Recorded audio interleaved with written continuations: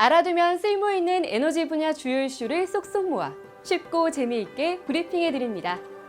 에너지 브리핑, 지금 바로 시작합니다. 정부가 바이오 플라스틱 등 친환경 제품을 중심으로 탄소 저감을 위한 시범 사업에 나섰습니다. 산업통상자원부는 2029년까지 국비 172억 원을 투입해 바이오 공정 기반 전주기 탄소 순환 플랫폼 기술 개발 시범 사업을 본격적으로 추진한다고 밝혔는데요. 지난 12일 서산 베니키아 호텔에서는 사업 수행기관 간 협력을 위한 업무 협약이 체결됐습니다. 한국바이오협회, 서산시를 비롯한 14개 기관과 기업이 함께 참여했는데요. 이번 협약을 통해 탄소 순환 플랫폼 도입을 위한 기반 조성, 시범 사업 운영 및 관련 데이터 공유, 화이트바이오 산업 생태계 구축 지원을 주 내용으로 하여 지자체와 민관이 함께 협력하는 성공 모델을 만들겠다는 게 핵심입니다.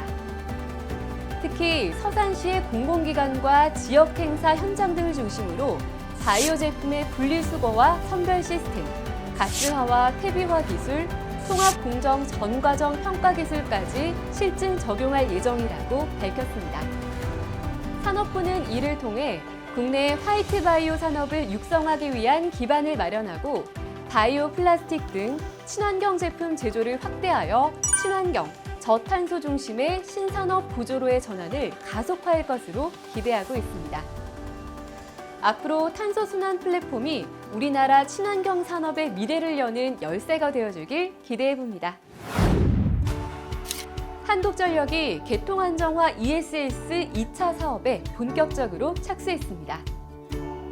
한전은 이번 사업을 통해 선산과 소룡변전소에 각각 56메가와트급 설비를 발주했는데요. 이는 총 300메가와트 규모의 ESS를 새롭게 구축하는 계획의 일환으로 올해만 약 700억 원 규모의 신규 시장이 새롭게 열릴 것으로 예상됩니다.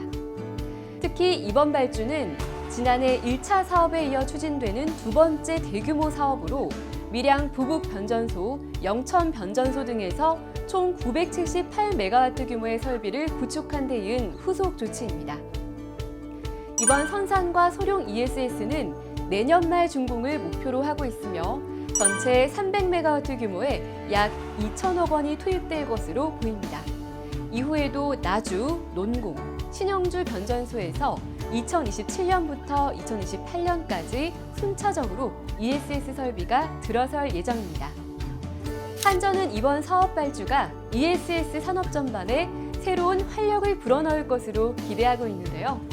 실제로 지난 1차 사업에서는 중소기업을 포함한 다양한 기업들이 참여해 높은 관심을 보였고 이번에도 치열한 입찰 경쟁이 예상되고 있습니다. 한전이 이번 사업을 완료하게 되면 개통안정화 ESS 용량은 총 1.3기가와트, 여기에 주파수 조정용 ESS 400메가와트를 포함해 총 1.7기가와트의 국내 최대 전력 저장 인프라가 구축될 예정입니다.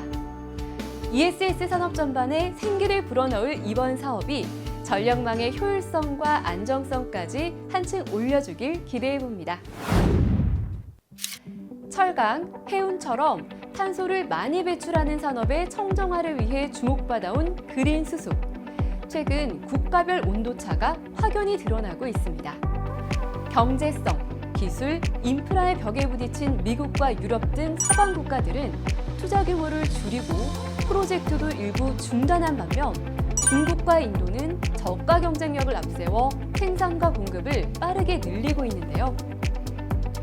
고온을 요구하는 철강, 시멘트 산업이나 장거리 운송처럼 전기로 전환하기 어려운 분야에서 수소는 강력한 대안으로 떠오르고 있습니다.